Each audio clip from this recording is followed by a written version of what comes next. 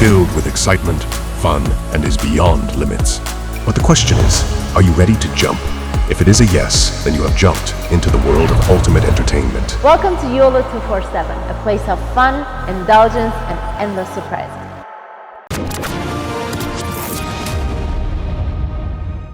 चोरी चुपके चुपके पाकिस्तान ने हथियार बेचे हैं यूक्रेन। अगर इनको कल बोलो कि 2 इन्फेंट्री डिवीजन को बॉर्डर पे ले जाना है, दे डोंट हैव मनी, और पैसे नहीं है इनके पास 2 इन्फेंट्री डिवीजन को बॉर्डर ले जाना है। इन्होंने जो इनके खुद के वेपन्स हैं, खुद की एमुनिशन है, वो बेची है। फिर ये जो हथियार बेचे, इसका पैसा किसके पास गया? यहूद हनूद की साजिश है और हिंदू खा जाएगा और यहूदी खा जाएगा, ये सब चूरन खिला के इन्होंने सामान बेच दिया। जय हिंद दोस्तों, मैं हूं मेजर गौरव आर्य और आप देख रहे हैं आज की ताजा तरीन खबरें। अच्छा दोस्तों, एक बड़ी इंटरेस्टिंग खबर है। भारत पड़ गया है पीछे खालिस्तानियों के बुरी तरीके से। Mutual legal assistant treaty, mutual legal assistance treaty, ये है MLAT। ये एक ट्रीटी है जो भारत ने कई देशों से साइन करी, और एक MOU भारत ने 2018 में जुलाई के तकरीबन महीने में यूके के साथ भी साइन करा था। और भी इसमें 10-15 देश हैं, लेकिन यूके का यहां पे खास हम बात करना चाहते हैं, क्योंकि आपको याद होगा, ये डेट है, देखिए यहां पे लिखा है कि जो खालिस्तानियों ने 19 मार्च को अटैक करा था, हमारा हाई कमीशन, आपको याद है वो इमेजेस, वो तिरंगे की, जो तिरंगे के साथ इन्होंने गलत करा वगैरह वगैरह। तो खालिस्तानियों को लगा कि ठीक है, अब कर दिया, मामला रफा दफा है। लेकिन मामला रफा दफा नहीं। आप तिरंगे को हाथ लगाएंगे, आप तिरंगे का अपमान करेंगे, तो फिर ये छोड़ दीजिए कि मामला रफा दफा होगा, फिर वो रफा दफा नहीं होगा। अच्छा, खालिस्तानियों की भी दोस्तों पुरानी आदत थी, क्योंकि पास्ट में ऐसा ही होता आया है कि ये लोग ऐसा करते थे और लोग कहते थे ठीक है यार, जाने दो, अब क्या कर सकते हैं, फ्रीडम ऑफ स्पीच है। हिंदुस्तानी ऐसा कहते थे, दिल्ली में बैठे सरकार में लोग ऐसा कहते थे, लेकिन ये सरकार खालिस्तानियों के पीछे पड़ गई है। अच्छा, ये दोस्तों जो ट्रीटी की मैं आपको बात बता रहा हूं, म्यूचुअल लीगल असिस्टेंस ट्रीटी, ये कहते हैं कि जब भी कोई क्राइम होता है या जब भी कोई ऐसी टेररिस्ट घटना होती है, कोई भी क्रिमिनल ऑफेंस होता है, कोई भी छोटा बड़ा, तो एक कंट्री दूसरी कंट्री के साथ नॉलेज शेयर करती है, प्रूफ शेयर करती है। ठीक है, ये लोग हैं कौन? जिन्होंने 19 मार्च को अटैक करा था लंदन में इंडिया के हाई कमीशन को, ये लोग हैं कौन? इनकी शनाख्त क्या है, इनकी आइडेंटिटी क्या है, इन पे चार्जेस क्या लगाए गए, FIR की कॉपी क्या है, क्या केस बना नहीं बना, ये सारा का सारा अब NIA, नेशनल इन्वेस्टिगेशन एजेंसी, ये बात कर रही है यूके से। एक तो ये बात है। दूसरी चीज ये है कि यही चीज हमने US के साथ शुरू कर दी, अमेरिका के साथ। आपको पता है, सैन फ्रांसिस्को में जो हमारा कॉन्सुलेट था, वहां पे मोलोटोव कॉकटेल, उसको मारी गई, फायर बॉम्ब करने की कोशिश करी गई, आग लगाने की कोशिश करी गई खालिस्तानियों ने। तो हमने बस लीगली अमेरिका के साथ भी एक केस टेकअप करा है। अब देखिए, मैं खालिस्तानियों के बारे में आपको एक बात बताता हूं। कई ऐसे खालिस्तानी हैं जो वहां पे उनको सिटीजनशिप नहीं मिली है उन देशों की। वो वहां पे ऐसी इलीगली रह रहे हैं कुछ समय के लिए, जब तक वो सिटीजनशिप का उनका मामला बनता नहीं है।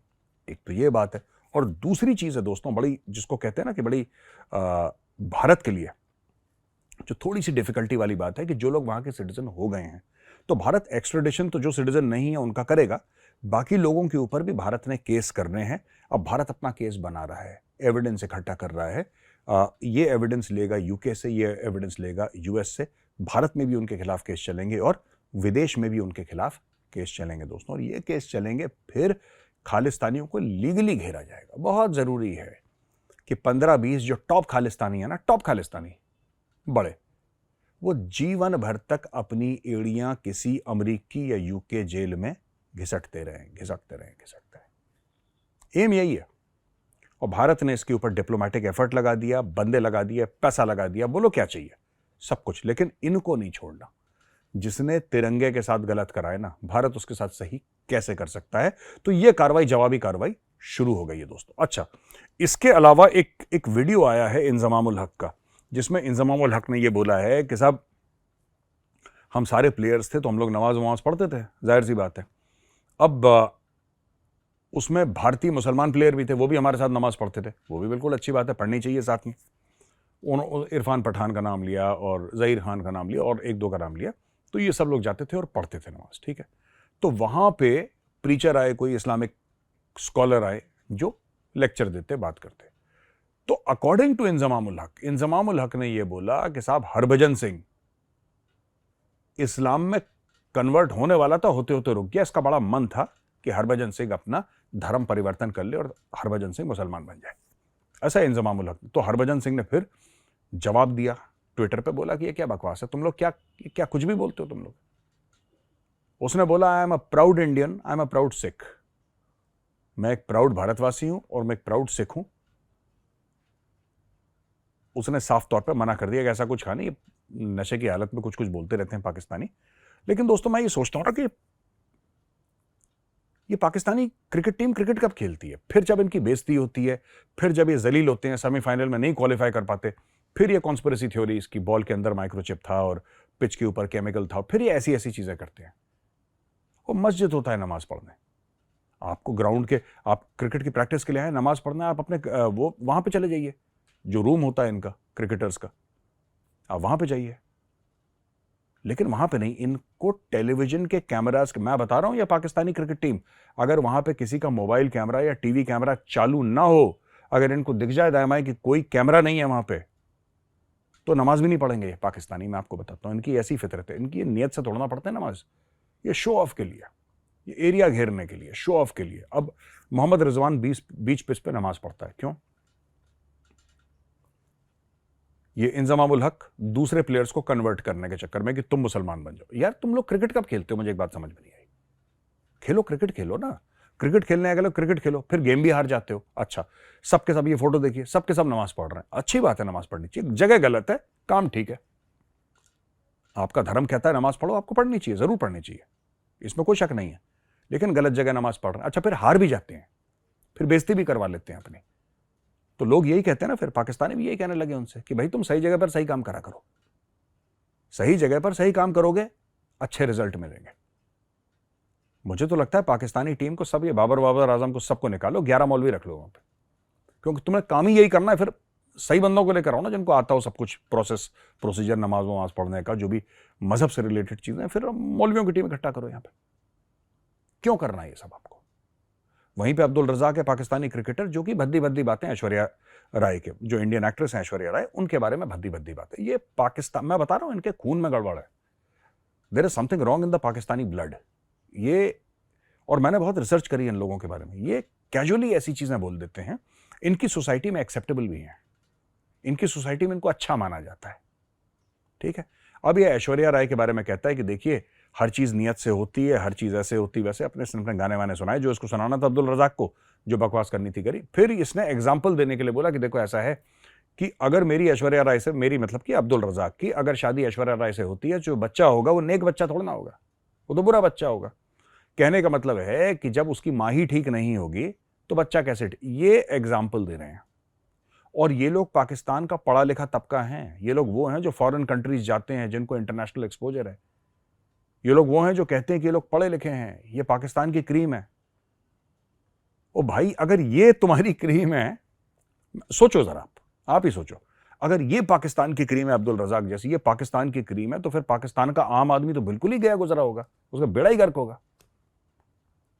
ये रिलीजन के बारे में, कास्ट के बारे में, जेंडर के बारे में ये कैजुअली ऐसी चीज बोल देते हैं कि अगर भारत में कोई हो तो जेल भेज दें। मैं आपको बता रहा हूं, वसीम अकरम ने, मैं वो बात बोल नहीं सकता क्योंकि इंडियन टेलीविजन है या इंडियन डिजिटल प्लेटफॉर्म है ये, और बोलना भी नहीं चाहिए, इंडियन हो उससे कोई फर्क नहीं, बोलना नहीं चाहिए यार, as a human being how can you say such a foolish thing, such a stupid thing. पर पाकिस्तानी बोल देते हैं। वसीम अकरम ने बकवास करी थी एक हफ्ता पहले, रैंक कास्टस रिमार्क, जो नहीं करना चाहिए था यार, you live in a civilised society, बोल दिया उसने। क्यों? उसने क्यों बोला? देखिए, उनकी ग्रूमिंग बचपन से वैसी हुई है, उनकी बचपन से माँ बाप ने ग्रूमिंग ऐसी करी है। वो अब्दुल रज़ाक या वसीम अकरम की गलती नहीं है, इनकी ग्रूमिंग ऐसी है बचपन से। वो ऐसे मुल्क में पले बड़े हैं जहां पे ये बड़ा नॉर्मल है, यहां पे ठीक माना जाता है। जब अब्दुल रज़ाक ये गलत बात कर रहा था ऐश्वर्या राय के लिए, तो बाकी लोग तालियां पीट रहे थे वहां पे, जिसमें ये अफरीदी भी था। ये अफरीदी भी वहां पे बैठ के हंस रहा था और ताली पीट रहा था। बाद में झूठ बोल रहे, बाद में क्या बोलता है झूठिया, क्या मुझे पता ही नहीं क्या चल रहा था, सब लोग ताली पीट रहे थे। मैंने, अरे तुम पागल हो, सब लोग ताली पीट रहे हैं, तुमने भी ताली पीट दी, सब हंस रहे, तुम भी हंस लिए। ये कह रहा मैं सुन ही नहीं रहा था, एक स्टूडियो में 4 लोग बैठे हैं, दूसरे ने क्या बोला इसने सुना नहीं। ये तो हाल है इसके, ठीक है जी। और वो तालियां पीट रहा है, सब लोग खुश हो रहे हैं। तो कहने की बात यह है कि ये पाकिस्तानियों के, दोस्तों, this in the blood, they can't help it, इनके है डीएनए में कुछ ऐसा। ये बोलते हैं, बड़बोले हैं, जिसको हिंदी में कहते हैं ना थूक के चाटना, that is Pakistan favourite time pass. जब फ्री होते हैं तो पहले थूकते हैं फिर चाटते, ये इनका फेवरेट टाइम पास है। फ्री टाइम पे यही करते हैं लोग पाकिस्तानी। अब बोल दिया, फिर अब्दुल रज़ाक ने अपनी टूटी फूटी अंग्रेजी में एक माफी मांगी। यार वो उसने दिल से नहीं मांगी माफी, मैं आपको बताता हूं। He is not sincere, his apology was not sincere and I will tell you why. Because जब वो ऐश्वर्या राय को बुरा बोल रहा था, अपने खुद के दिमाग में वो गलत काम नहीं कर, he was just being a Pakistani, he was just being a regular Pakistani. अब हां, कुछ पाकिस्तानीज हैं जिन्होंने बहुत ज्यादा क्रिटिसाइज करा। शोएब अख्तर ने बहुत ज्यादा क्रिटिसाइज करा अब्दुल रज़ाक को, और उसने बोला कि भाई ये क्या बकवास कर रहे हो यार, तुम इंसान के बच्चे बनो। And there were many Pakistanis and good, he should be criticised, but I am telling you, मैं बात कर रहा हूं अब्दुल रज़ाक की, और अब्दुल रज़ाक ने अपनी समझ से कुछ गलत काम नहीं करा, अपनी समझ से ठीक है। एक हिंदू औरत है, उसके बारे में आप ऐसी चीजें कह सकते हैं। You understand, there is a question of religion here. और जहां तक पाकिस्तानियों का, जहां तक उनका लिमिटेड ब्रेन है, उनका लिमिटेड ये ब्रेन कहता है कि ये एक्टिंग क्यों कर रही है, ये तो हराम है, इसको नहीं करना चाहिए, ये तो गलत है। तो माइंडसेट देखिए, कहीं पर भी पढ़ा हो, दिमाग उसका मदरसे में। अब जो मदरसे में पढ़ेगा फिर उस रॉकेट तो नहीं भेजेगा स्पेस में, है ना। तो यही अब्दुल रज़ाक की कहानी है दोस्तों। अच्छा, आखिरी चीज है कि पाकिस्तान ने, बीबीसी की रिपोर्ट आई है कि चोरी चोरी चुपके पाकिस्तान ने हथियार बेचे हैं यूक्रेन को। अच्छा, हम भी पहले कह रहे थे कि पाकिस्तान ने भेजा, पाकिस्तान ने मना कर दिया, अब बीबीसी ने खुलासा कर दिया, भंडा फोड़ दिया बीबीसी ने, बोला कि ये भाई लोग बेच रहे थे। अब मुझे नहीं पता कि ये कौन से हथियार हैं जो पाकिस्तान बेच रहा था। क्या कुछ एडिशनल वेपन्स उन्होंने बनाए या आर्टिलरी के शेल्स बनाए हैं एडिशनल जो यूक्रेन को बेच रहा था? मुझे लगता है नहीं, क्योंकि जो मुल्क अपनी एक्सरसाइज कैंसिल करवा देता है, जिसमें फायरिंग एक एक्सरसाइज होती है, एनुअल एक्सरसाइज, उसमें फायरिंग बहुत बड़ा हिस्सा है, जो मुल्क अपनी एक्सरसाइज कैंसिल करवा देता है ना, वो मुल्क पैसे की वजह से जो अपनी एक्सरसाइज कैंसिल करवाता है, वो थोड़ा ना कि ऐसे इट्स स्टार्टिंग प्रोडक्शन अगेन। इनका प्रोडक्शन बंद है पाकिस्तान का। अगर इनको कल बोलो कि 2 इन्फेंट्री डिवीजन को बॉर्डर पे ले जाना है, दे डोंट हैव मनी, और पैसे नहीं है इनके पास 2 इन्फेंट्री डिवीजन को बॉर्डर ले जाने पे, इनके पास नहीं है पैसे इतने, तेल वेल के नहीं है पैसे, बुरा हाल है, बेड़ा घर का इनका।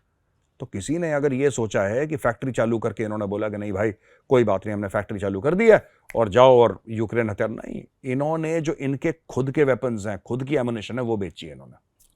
और पार्लियामेंट में इसका डिस्कशन हुआ नहीं, क्योंकि तो मना कर रहे हैं, जाहिर सी बात है। पार्लियामेंट में होता तो मीडिया में आ जाता 2 मिनट में, क्योंकि पार्लियामेंट में तो कई 100 लोग बैठते हैं ना पाकिस्तानी पार्लियामेंट में, like every parliament there are hundreds of people there. ये चीज पार्लियामेंट में डिस्कस ही नहीं करी।